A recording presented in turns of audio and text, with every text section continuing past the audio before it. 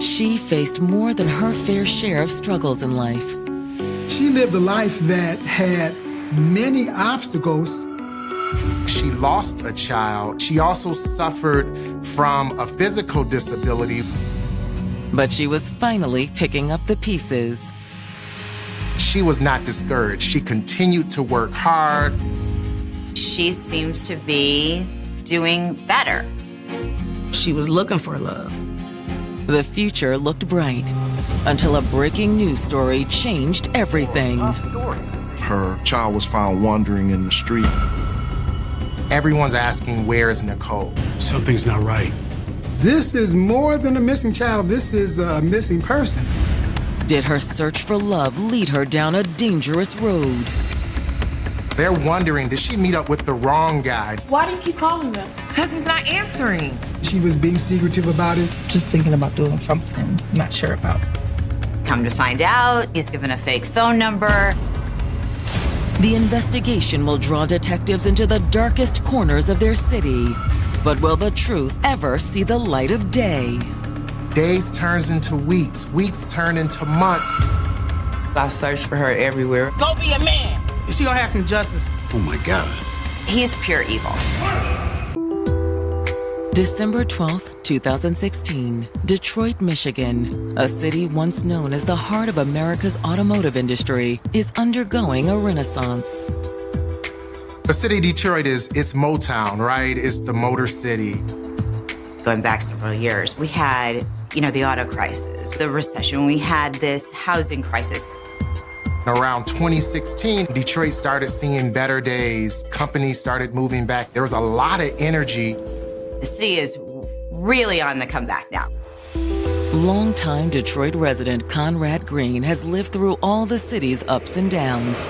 But nothing could prepare him for what he experienced on that cold Monday morning. My wife and I were sitting, looking at television, looking at the news as we normally do. And my wife got a call. Yes, speaking.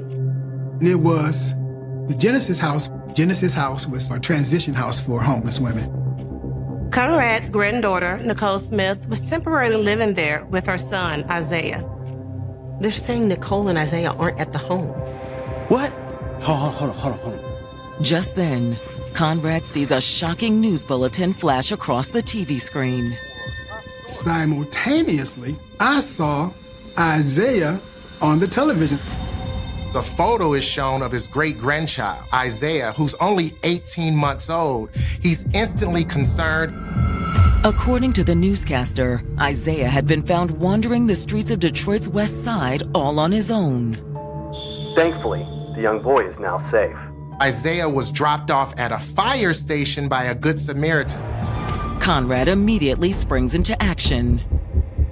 So he contacts the local police precinct that's holding Isaiah, and he says, hey, this is my great-grandchild. He rushes down there.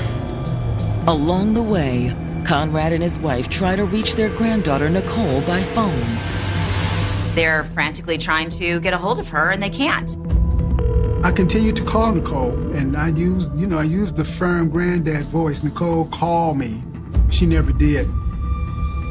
News quickly spreads to the rest of the family, who were also unable to reach Nicole.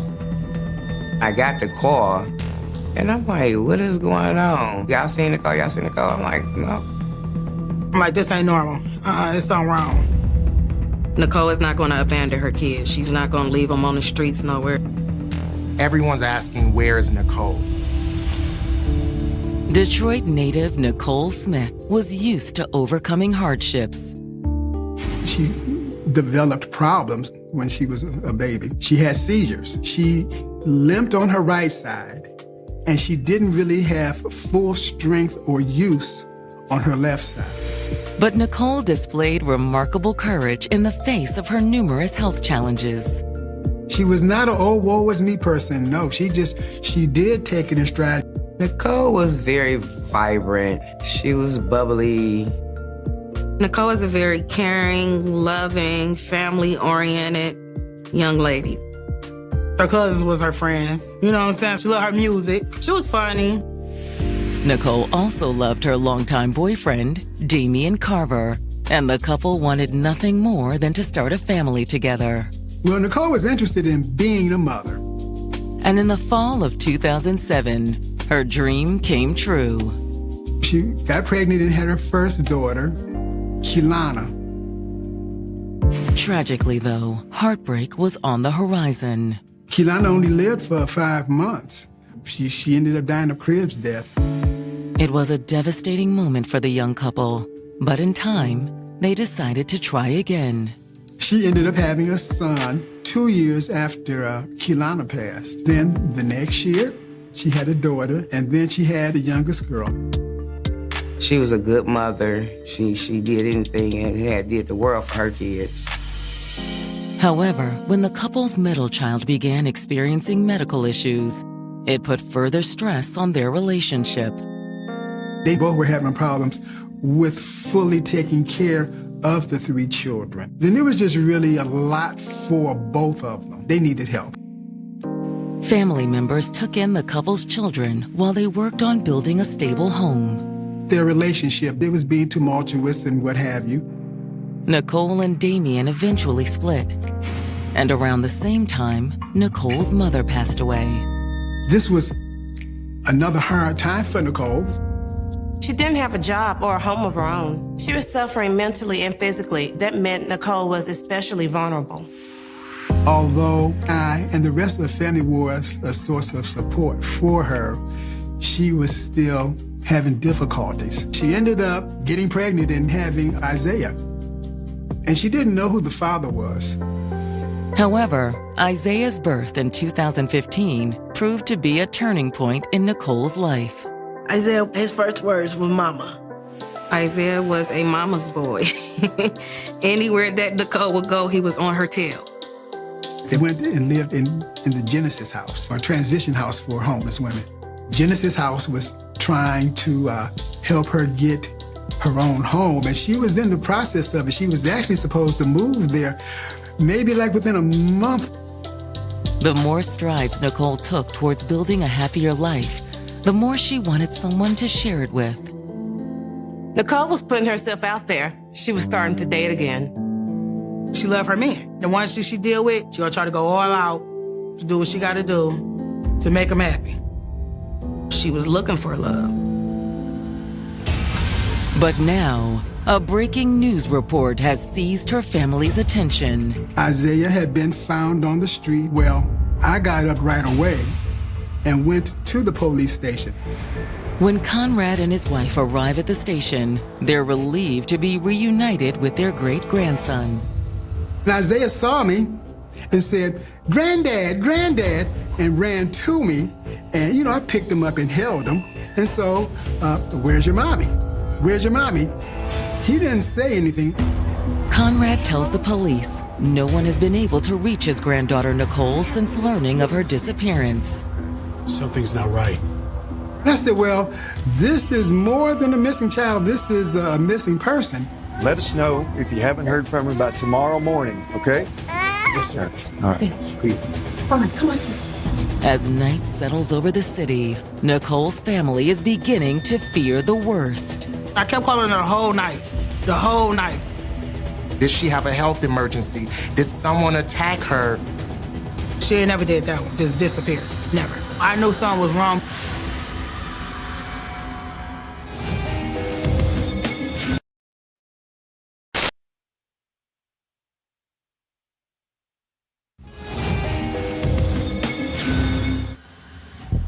The morning after her 18-month-old son was found wandering the streets of West Detroit, police officially declare 33-year-old Nicole Smith a missing person. Her family had been trying to contact her nonstop for the last 24 hours.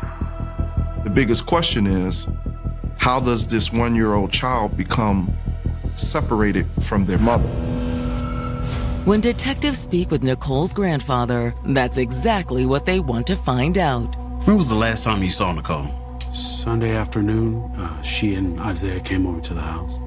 Nicole always visited us on Sundays, and I would pick her up at Genesis. She would come and spend a few hours with us, and then I'd take her back home. However, Conrad says when he picked Nicole and Isaiah up that afternoon, something was troubling her. Hey. Nicole said, Granddad, I'm going to do something, and I don't know if I should do it or not. And so she had been being private around that time. So I said, well, Nicole, we brought you up right. You know how to make good decisions. And if you need some help, let us know, because we'll help you. If you have any questions or need help with anything, just let us know, okay? Thanks, Granddad. So anyway, we got to the house, and Nicole did her normal thing. Hi, Granny, how you doing? Went through all of that. Leaving Nicole and Isaiah with his wife, Conrad subsequently went out to run an errand. But when he returned, his granddaughter was gone. When I got back to the house, Nicole wasn't there, and Isaiah wasn't there either. Did Nicole and Isaiah leave? Oh, they're not downstairs? He went upstairs, where Nicole at. My grandma was like, she downstairs. We was like, no, she ain't downstairs. The plan was for me to drive her and Isaiah back to Genesis' house. She didn't say anything about getting picked up. And that's something that is really one of our rules. You need to tell us when you're leaving the house. It's just for knowledge of where you're at in case something happened to you. Do you have any idea who might have picked Nicole up? I really don't. I'm always the one who drives her. The family revealed Nicole suffered from seizures and she had some physical disabilities. It's possible that something bad has happened medically. Maybe not even something criminal. Still, Conrad can't get that last conversation he had with Nicole out of his mind. I felt actually a sense of dread because she told me that she might be doing something that she didn't know if she should do or not. And so my mind went to, I wonder, did she do what she thought she shouldn't do? Detroit investigators share the family's concerns and immediately get to work trying to track Nicole down. Nicole had been missing since December the 11th, so that would be our starting point, and we would work backward from there. They start calling hospitals. They check homeless shelters, and nobody had seen her. We go back to the fire station because that is where Isaiah was turned over to the battalion chief there and the firefighter. So those two individuals were interviewed. According to the firemen, a man walked into the station the previous afternoon with Isaiah in tow. They're told that the man who dropped off Isaiah is a black man in his 30s. He said he was on his way somewhere and observed this child wandering in the street alone. I seen this kid just wandering the block, not a parent in sight. I thought maybe you guys could help. He was instantly concerned, and so he picked up Isaiah, took him to the fire department. He provided the name of Robert Johnson, and also at that time provided a telephone number. That's the number he gave us. We'll give it a shot. Okay. They want to talk to this Good Samaritan just in case there's some additional information, something he may have seen to help them with their investigation. But when detectives reach out to Robert, they run into a problem. They call the number, a young female answers. They ask about Robert Johnson, and she says, I don't know Robert Johnson. I had never heard of this person. Why would a Good Samaritan leave them the wrong telephone number? In the mind of a detective, that's a clue. This Good Samaritan may not be such a Good Samaritan after all.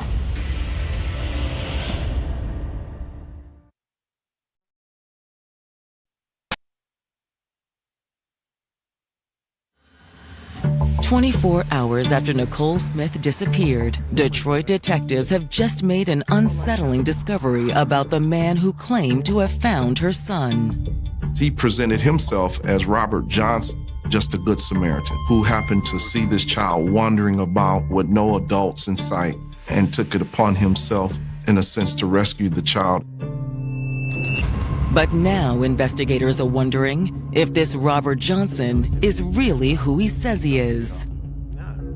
Come to find out, he's given a fake phone number. We begin to conduct our queries to try to identify who this individual was.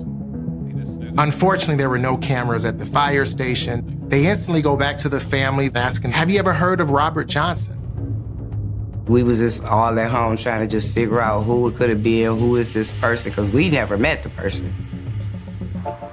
Fortunately, Nicole's cousin Ashley comes forward with information that she believes could help the investigation. It was actually like my daughter who actually started coming up with suggestions because they was real kind of close.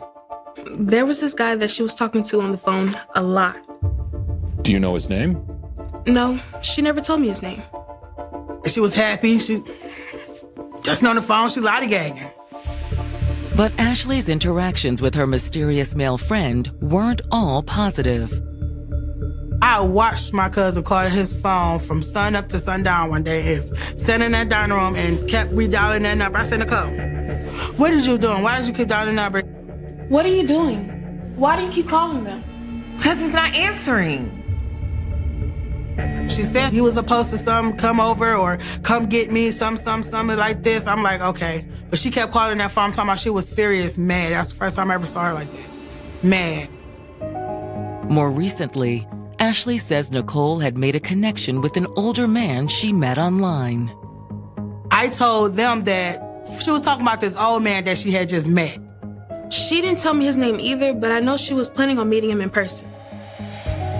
The old man should message him only on Facebook. She'd sit in the dining room, set her phone on the charger, message him.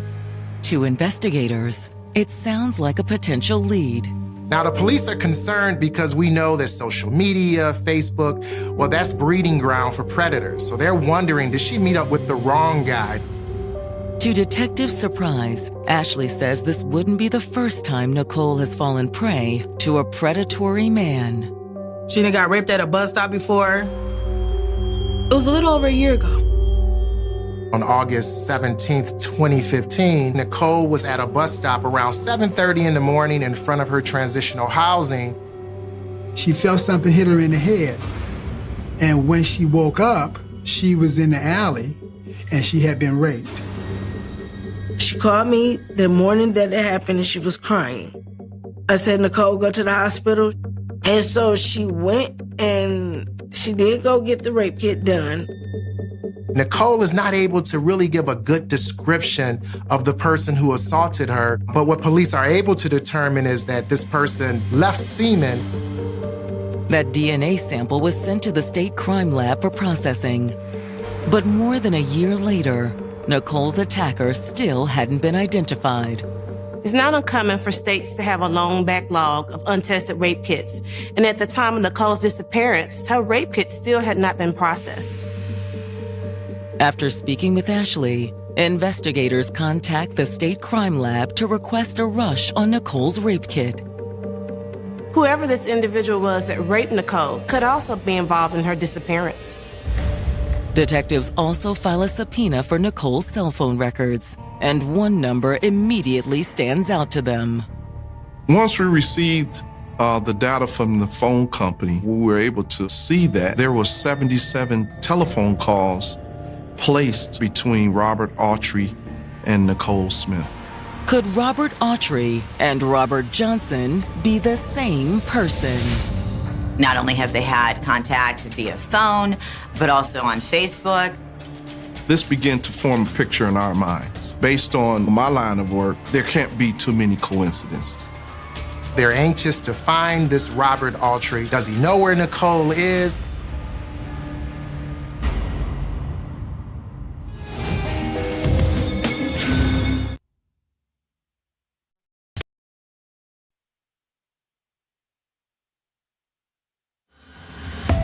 Thanks to Nicole Smith's cell phone records, Detroit police have just identified a person of interest in the 33-year-old mother's disappearance. She had been in near constant contact with this individual, this Robert Autry, in the days leading up to her disappearance. Now the question is, who is Robert Autry? They wonder if maybe this Robert Autry is Robert Johnson, the Good Samaritan who dropped off her youngest child at the fire department. Phone records show that Robert Autry last called Nicole on December 11th, one day before Isaiah was turned over to firefighters. After December the 11th, he hadn't placed any more calls to Nicole. That's not normal. Investigators uncover more troubling information when they start digging into Robert Autry's past. While he was a high school student in 2003, he actually assaulted another student. He's 16 years old, and he is accused of assaulting a mentally challenged girl. He lured her into an abandoned building and raped her. Ultimately, he's prosecuted, he does a plea deal, but because he's a juvenile, he doesn't receive any substantial sentence, but he is put on the sex offenders list. Unfortunately, though, that wasn't enough to teach Robert a lesson. It doesn't stop there. What the police also learned is that in 2011, Robert Autry assaults another woman. This young lady is recovering from drug addiction. She's at home one night. She says that someone breaks in, comes through the window, and he proceeds to assault and rape her. Eventually, that DNA comes back as Robert Autry. It began to look like this guy is a predator. Records show that law enforcement tried to prosecute Robert again, this time as an adult.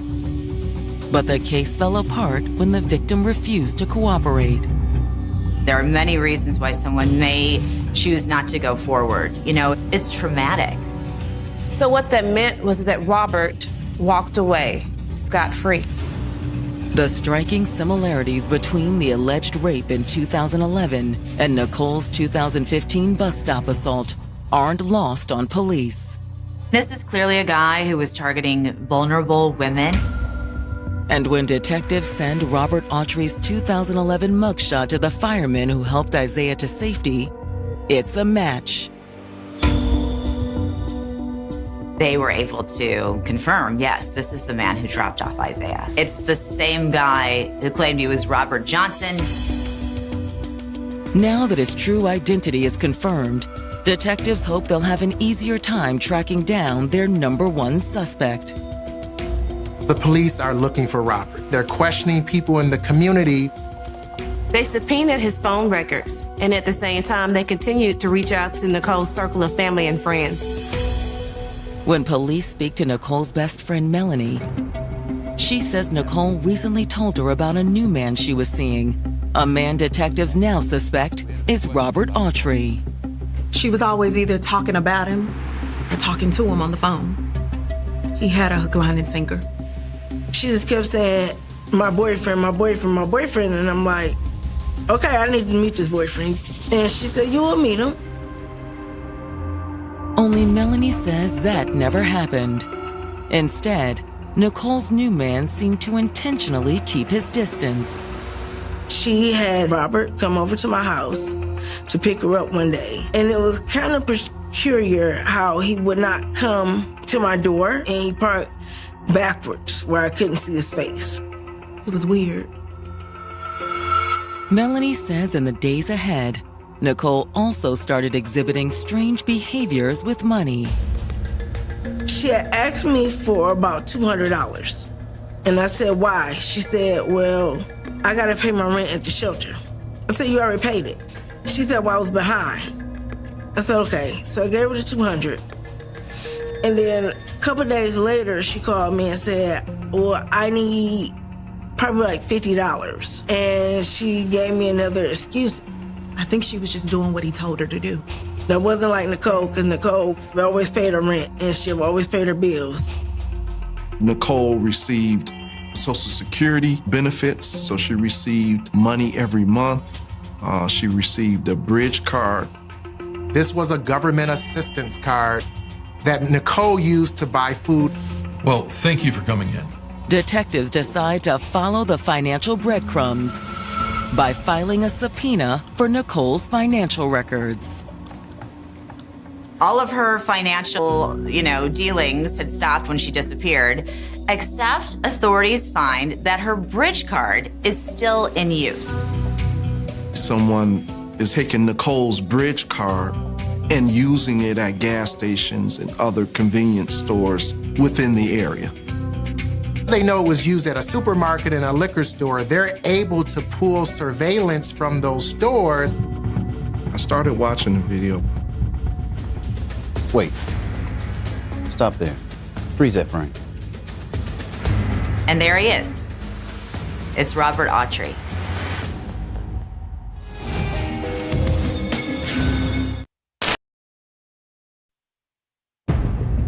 In Detroit, Michigan, 30-year-old Robert Autry has emerged as the prime suspect in Nicole Smith's disappearance after being caught on camera using her stolen food stamps card.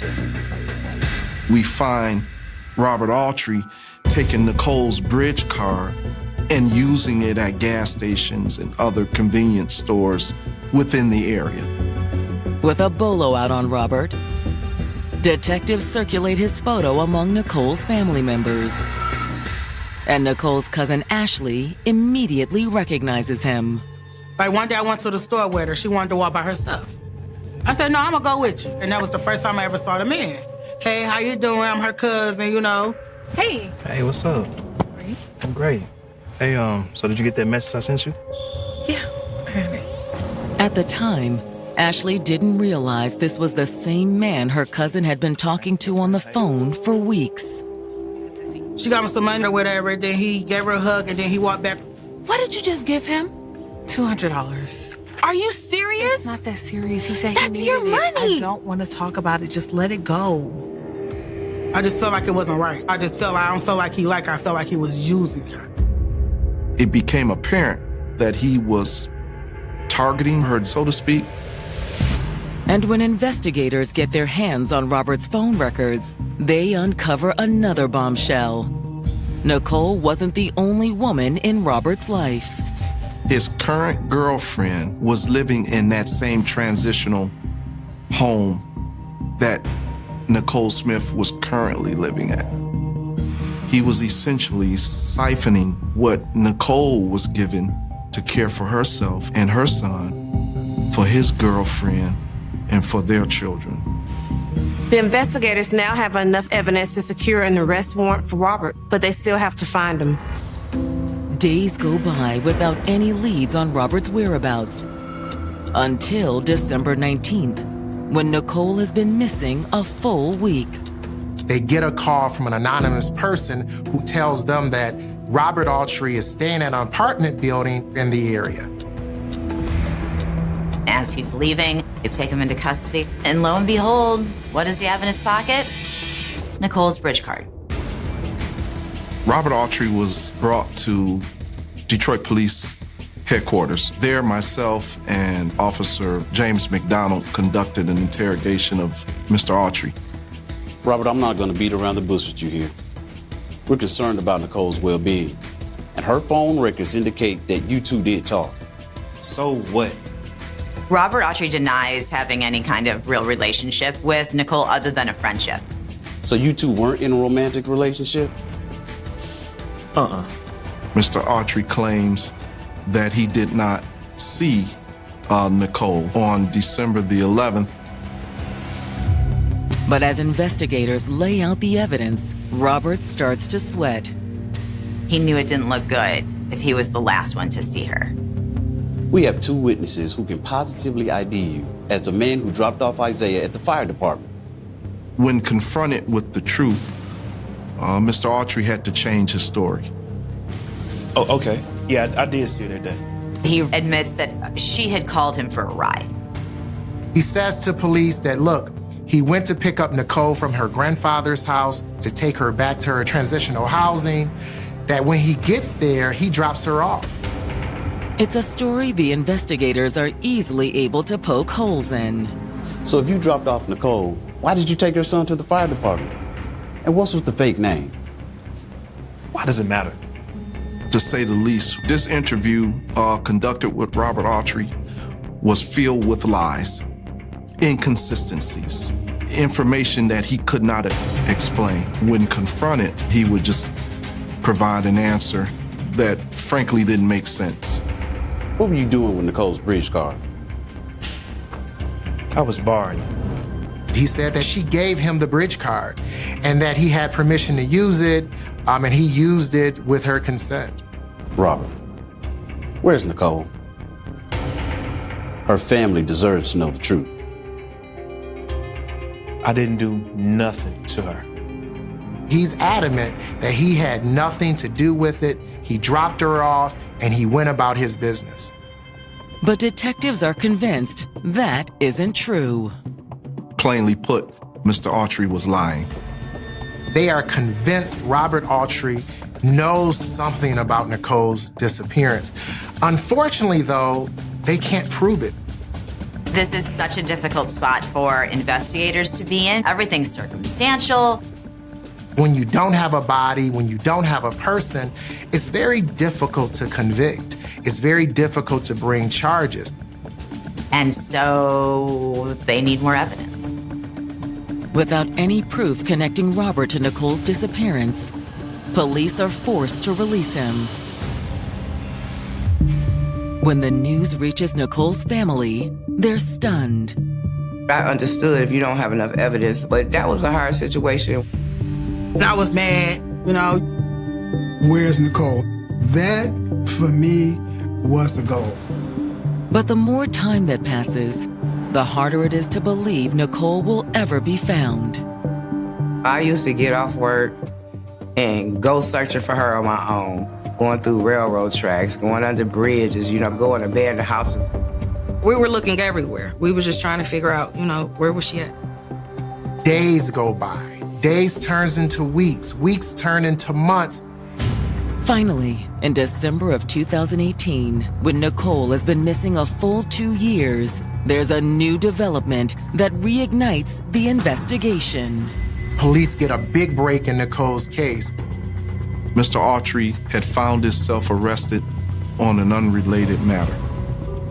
Robert Autry tells prosecutors, "Give me a plea deal and I will give you new information about Nicole." He says, "I can tell you where her body is."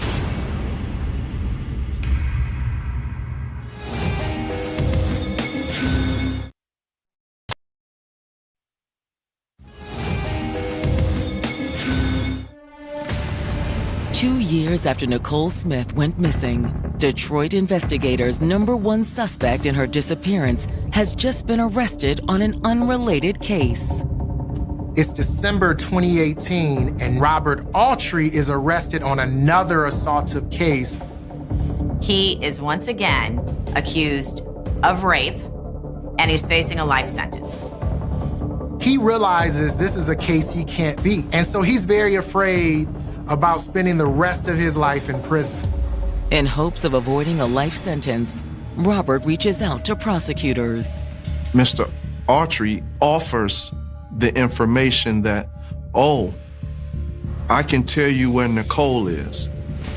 Nicole's poor family has been waiting for answers for 2 years, and now Robert Autry, when faced with a life sentence, tells prosecutors, "Give me a plea deal, give me a lighter sentence, and I will give you new information about Nicole." And so they do. They make a plea deal with him.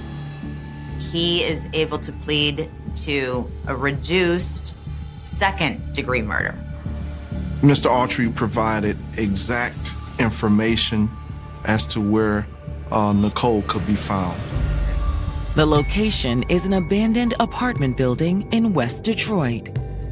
Members of the Detroit Police Department responded to the area in which he had indicated. They go inside and head to the basement. They find under a bunch of garbage a big black bag. We made the unfortunate discovery, the remains of Nicole Smith. Oh my God. Obviously, at this point, the body is very badly decomposed. It's a difficult scene to stomach, even for seasoned law enforcement officers. To find her dead just sickened me. The state of disrepair and just the garbage everywhere, the dampness, the gloom of just this building. How dare you? The medical examiners ruled Nicole's cause of death to be strangulation. To add insult to injury, Nicole's body was just a few blocks away from her family all this time. She's right like 8 blocks from my house. I done passed this building, and she's right here at the building I done passed every day. That's crazy. 8 blocks. I was crying, like my cousin gone. I remember Granddaddy Greenlee calling me. He said they found Nicole's body. I remember screaming.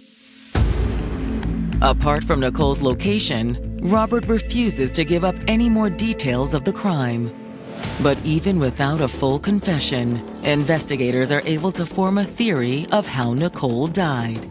Robert Autry obviously is someone who's addicted to power, control. He's looking for people that he can assault who are vulnerable. He's purposely targeting those with mental and physical disabilities. Robert Autry was taking money from Nicole. He used her. The authorities suspect that Nicole had begun to catch on to Robert's scheme. You don't want to even answer her calls, and so after so long, a woman gonna get fed up, and she gonna cut you off. Maybe the last conversation Nicole had with her grandfather was alluding to this potential confrontation. Maybe she was finally going to cut Robert out of her life. Based on Robert's own statement, investigators believe he picked Nicole up from her grandfather's house on the afternoon of December 12, 2016. Hey, so, you got that money I asked for? No, I'm not giving you any more money. What you mean? You already took all my money. Get a job. Nicole, she's real feisty. So he might have said something to her in the car, and she gonna smack back. She's decided to walk away, to stand up for herself, and to not deal with this abusive relationship. She must have got right back at him with something he said. Maybe he just flipped out. Go be a man.